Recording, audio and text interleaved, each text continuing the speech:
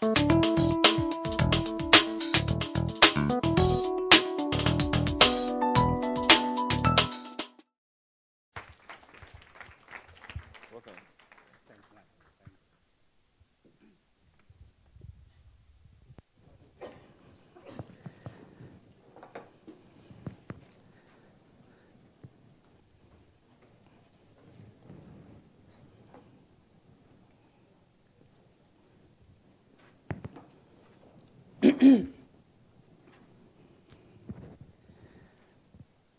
morning, everybody. I would like, before I start, to request each and every one of us, as we listen here today, to remember those people that have just suffered one of the most devastating earthquakes in Japan. We should also remember those people who are suffering in North Africa as a result of political and instability in Libya, in Egypt, and also in West Africa, in Cote d'Ivoire. We should also remember that this week we also celebrated the International Women's Day on the 8th of March. We should also remember those women who, in most countries or in the world, are disadvantaged, marginalized, and not given an opportunity to play a meaningful role in their lives. Let us think about these people as we sit here today. For me, it's a special day today also because we celebrate today a day, Musheshwe's Day, which is a great day for us, a day in memory of the founding king of our nation. I would like to thank you, Mark, for inviting me here. We are proud to be associated with the Institute of Cultural Diplomacy. It is an honor and privilege for me to be here to talk to you today about the challenges and opportunities facing small nations in enhancing tourism and nation branding.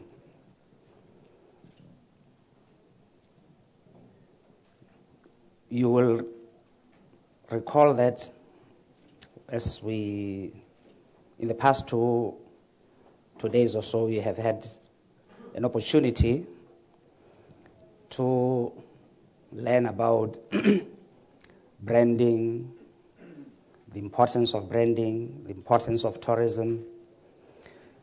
We have just had a wonderful presentation here from Al-Imam Al-Sadiq Al-Mahdi.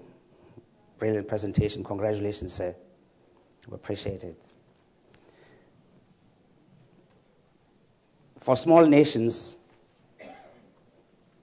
tourism could be a vehicle or a catalyst for development, and indeed, we recognize it as being so. It can also be a catalyst for bridging the gaps of understandings between peoples. So it can also be a good bridge for making people to understand one another. Good entry point for moving cultural diplomacy. Within these challenges that I'll mention, nevertheless, there are opportunities that exist for small nations to be able to play a meaningful role in their development. And I'll indicate that in conjunction with my own country, Lesotho. You heard about the elements of branding. There was a very good slide that you saw, I think, on Monday from Frederick Pierre, the tourism metrics. You remember the slides? I think it says all about tourism. He said it all. I mean, that slide is one of the most important slides that I think I've ever seen that describes the true things about tourism in such a short period of time. It was an excellent slide. I went and told him, I said, it's an excellent slide, and he should make it available to you. He said, no, he's not going to do that because he has spent working on that more than 5 years developing that slide.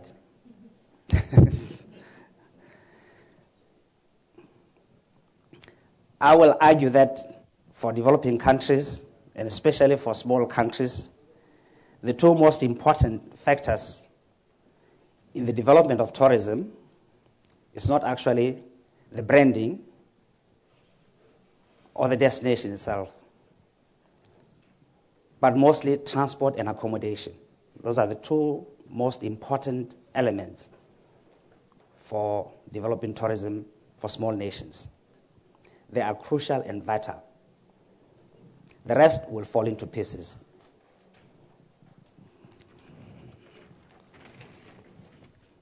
How do I go to slide number 2? Okay. You have heard how countries brand themselves. There are a number of ways that they talk about them. South Africa, it says proudly South African. Incredible India. Germany, a land of ideas. Malaysia, truly Asia. Angola, I believe. Hungary, talent for entertaining. We also have done that. We have also fallen, been on the bandwagon to try, and we thought it is important to brand ourselves even before we could improve on those other key elements which I've mentioned here as accommodation and transport. Jambo, Kenya. The warm heart of Africa is Malawi. And from my own country, the kingdom in the sky, or the mountain kingdom, that's how we brand ourselves. Small countries. There are a number of small countries that are there in the world, ranging from the Vatican, which is the smallest. Then we have Monaco, San Marino, in Europe. From the Vatican up to countries like Belgium, small countries. Croatia, Slovenia. Then you have an array of small islands. At the top there you have Papua New Guinea, you have Haiti, you have the Caribbean islands, and you have the Maldives there. And then you have in the Pacific side, Solomon Islands, Nauru, Tuvalu, Vanuatu, Fiji, the Marshall Islands, Kiribati, whole array of islands in the Pacific that constitute small nations or small island developing states.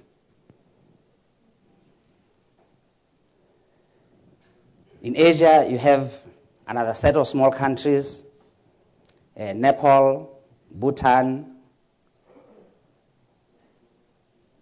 And then in Africa, you also have on the west, Liberia, you have Gambia, Equatorial Guinea. Right at the top there you have Eritrea and Djibouti. And in the southern part, you have Swaziland and Lesotho, where I come from. How many people knew where Lesotho is? How many? So less than half of the people in here actually did not know where Lesotho was. So it is an opportunity for me, and I'm glad that I can, talk about my country to people like you, because I know that once I've done that, it will inspire some of you to go and talk about it and perhaps even visit the country. The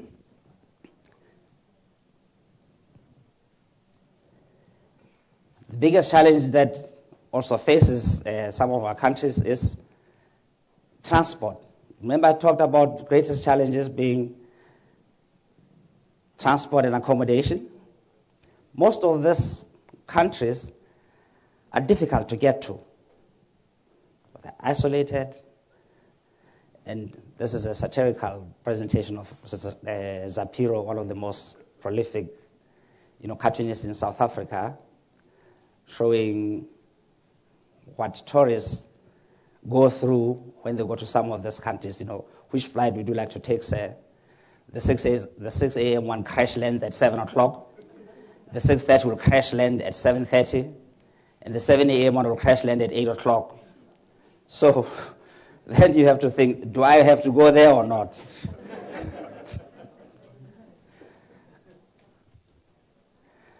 I was talking about South African Airlink, SA Link, which is the only airline that flies from South Africa to Lesotho. The geographical location of Lesotho, as you can see, is right in the middle of South Africa. Right in the middle. Can you see it? Now, it is relatively small. I always say it is relatively small compared to South Africa.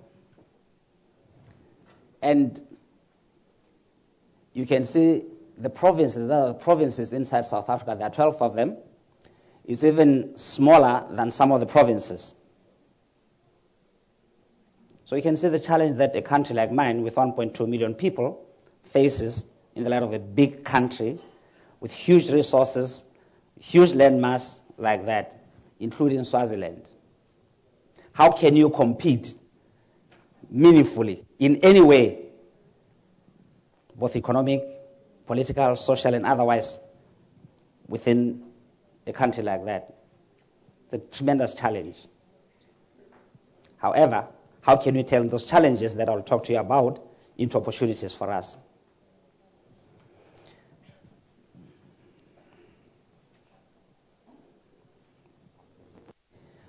What are the characteristics of the small countries? They have got certain characteristics that are very unique to them, and I mentioned some of them. Their geographical size, they're usually very small. That's why they're called small states. From the smallest, the Vatican, perhaps to the ones like Belgium, Slovenia, and so on. They have also small populations, relatively small populations. They have limited natural resources. They have a very fragile ecosystem. They have limited capacity to do things, capacity to be able to excel. So they lack capacity, especially those ones in developing countries or in least developing countries. So lack of capacity is one of the challenge. They are usually very remote, like the islands, and isolated. It can be inside a country like South Africa, but still isolated in there. They are susceptible to natural disasters and environmental change. They have limited access to external capital, which will help them to develop. Most of them also are relatively not well-to-do. They are poor. They have a very small economical scale. Very high costs on communication and transport. So, and the income volatility is huge. They fall mostly under what is called the United Nations system recognizes the particular vulnerability of the states. And hence, you will have the least developed countries, of which there are 49. Within that group of the least developing countries, you have also landlocked developing countries, of which there are 31 landlocked countries, which poses also a special challenge for them because they are landlocked. Within that, then you have the small islands, small islands, developing states, which are also very vulnerable. They fall within the group and have got special needs. And the United system has recognized the special needs of these countries. Then you have, on the other side, what is called landlocked mountainous countries, like Swaziland, my own country, Lesotho, Nepal, Bhutan. Very fragile ecosystems, relatively not well-to-do, very small, and they are recognized as being a special group of these countries which are which fall within that whole issue of being small. They are not only landlocked, but they're also mountainous. On the extreme end, you have those countries that are enclaves, that have no other border except with one country, none other than Lesotho. There are only 3 of them: the Vatican, San Marino, and Lesotho. So, the characteristics then that I've mentioned above have a direct bearing on what strategies can you do to be able to enhance your tourism, given those scenarios, to play a meaningful role for development and advancement, and play a meaningful role in the global arena. And we have heard that tourism is one of the sectors that has a tremendous opportunity of turning things around in terms of job creation, poverty alleviation, and wealth creation.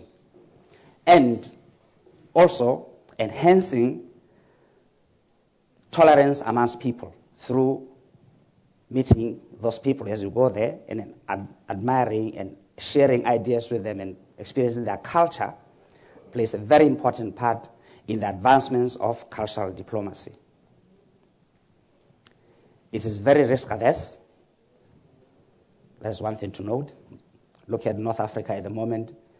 Man-made disaster, political, where now the whole of Northern Africa, which depended heavily on tourism, is affected just like that overnight. A country like Egypt, Tunisia, Morocco will be affected tremendously.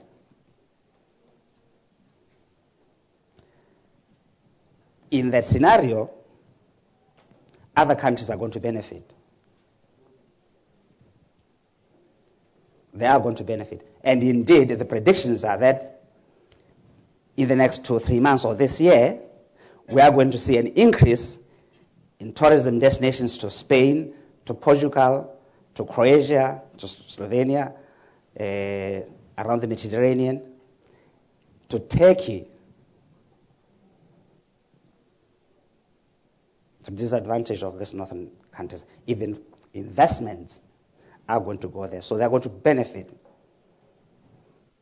We'd hope that even other countries, most unlikely that the tourism will improve, say for instance for those countries in the sub-Saharan countries, because they're very, very far, and even in those countries in the Caribbean because of the distance.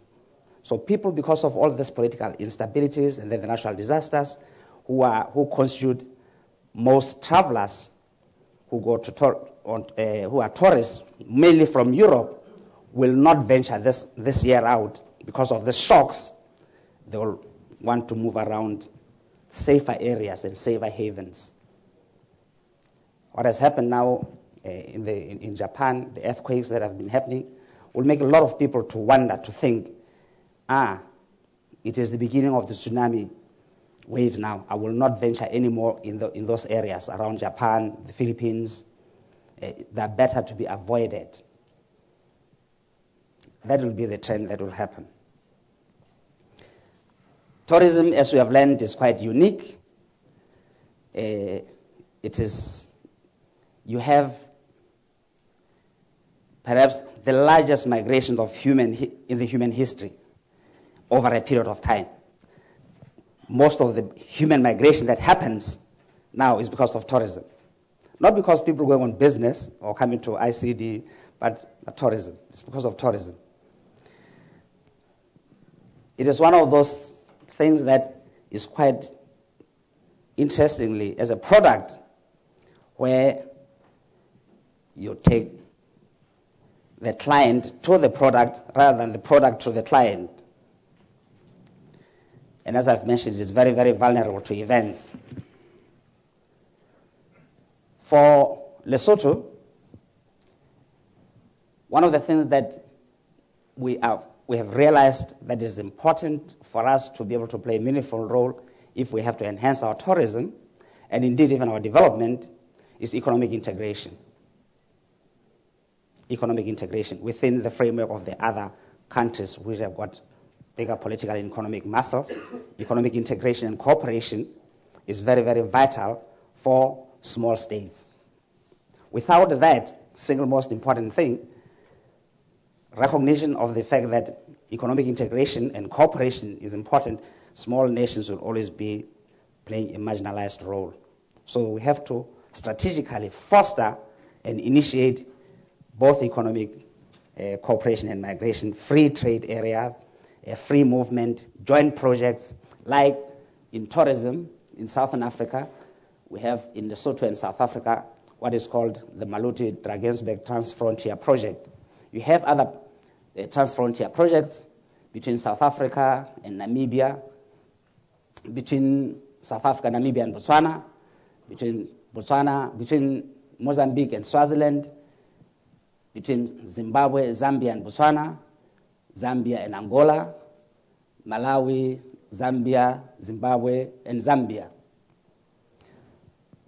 And development of national parks within those regions and other protected areas which will enhance the product, which will enhance and preserve the culture and the rich geographical diversity that exists within the region. So it is a smart move. It is a smart move to do that, to foster for preservation of nature and ecological preservation for both countries to enhance tourism. So it is unwise, as you will see if you have not seen, like in the ITB, countries come to the ITB primarily to promote themselves as a destination. So South Africa will come, Botswana comes, Swaziland comes, Lesotho comes also with its stand, and we're promoting individual countries. That is not a viable option anymore. The most viable option which developing countries, and which in particular small nations and countries should do, is to foster regional cooperation, and for the other countries which are big and have got the muscle and got better facilities, is for them to also help these other countries, small nations around too. So you market a destination, you don't market a country. So we should be able to market the SADC region. We should market the region because the region is one of the most beautiful regions, and you must maximize on the benefits for the tourists. So the tourists should also feel that they're going to be benefiting. I'll give you an example of my country and South Africa. Most people would not live here in Europe just to go to Lesotho. And we do not want them to, by the way, because we want them to maximize and enjoy the region. So they'll fly to Johannesburg, they'll go and see the big game, Kruger National Park, beautiful. They'll go to the beach in Durban or the eastern part of South Africa, go to Cape Town or on the garden routes. We also want them to go right up and move to Lesotho and experience tranquility and the mountains and the scenery in Lesotho, and then move out, go to Mozambique and Swaziland, and then fly out. It is a win-win situation for the person, that is for the tourist. He has seen many countries at the same cost, and other countries have benefited. So it is important to do that. So we should market as a region, not as a country. And this trend is going to come. So cooperation is of vital importance.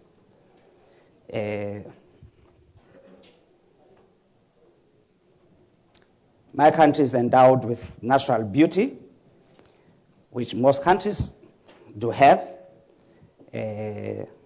We have... Oh, time is short, okay. Mountains, our rich cultural heritage. It is one of the few countries, 2 or 3 in Africa, that have snow. The other one is South Africa, Lesotho, and Morocco. Beautiful landscape. So, what are the opportunities then? As I said earlier, we have to turn those challenges into opportunities. It's important to have good regulatory frameworks to enhance tourism, put up tourism incentives, set up good standards, encourage private sector to participate in the sector, because only the private sector can be able to move development. They should play a meaningful role, and we have tried to do that. I mentioned about regional cooperation in tourism. So we need massive investment in transport and accommodation.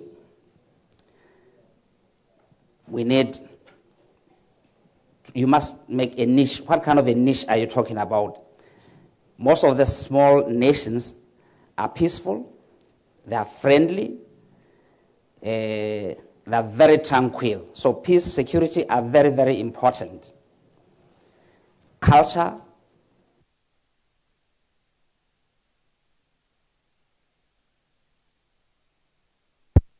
have branded themselves as, for instance, like Monaco, the playground for the rich. So Jamaica, you heard about Jamaica, how it has branded itself, music, sports. So there is no, for us to survive, it is important for small nations to adapt and transform. If you don't adapt and you don't transform, you'll never be able to play a meaningful role in the overall development, and especially enhancing tourism. In conclusion, tourism is a good leverage for smaller nations, which they should take advantage of. It enhances people-to-people understanding and tolerance. It's a critical element of cultural diplomacy, and it's very, very important. Small nations have, within this challenge, they cannot do these challenges or foster the opportunities on themselves. They require support from our partners and other countries to be able for them to bridge the gaps that exist between the rich and the poor, both within the regions and even inside the countries. So one of the things that they should do and concentrate on, because of this fragile ecosystems, high density, low cost tourism is not an option for developing country, for small nations countries. But high cost, low density, because of this fragile ecosystem, because of trying to reduce the tourism-induced intrusions, where you've got many people coming in, you'll not be able to support them. So small nations must think of a brand or a strategy of having what we call high-cost, low-density tourism. Improve the space management, seek solutions that benefit the locals. Must seek solutions that benefit the locals. We should, and have indicators. What kind of indicators that benefit the community? How will this, because they are a critical part of the success of any endeavors that you do. Gender equity, poverty alleviation, wealth creation. This is the direction that my country is taking in terms of enhancing its tourism within the broader context of other developmental agendas that we are facing. And this is why I would invite you to visit the Kingdom in the Sky, where you'll have an opportunity to do outdoor activities in a tranquil atmosphere. And it is indeed a place where, before you can go to Namibia to have your babies, it's a conducive place to start planning for those and enjoy it because of the high altitude and fresh air. Thank you very much.